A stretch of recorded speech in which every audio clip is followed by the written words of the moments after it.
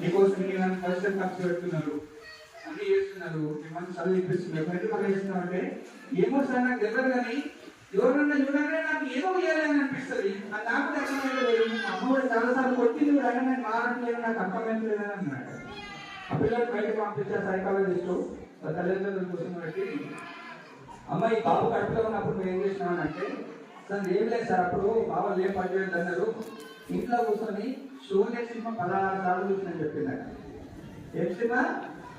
Sholay cinema చూసిందాను. Sholay cinema చూసిన తర్వాత ఏమిటో గబ్బర్ సింగ్ అని ఉంటాడు.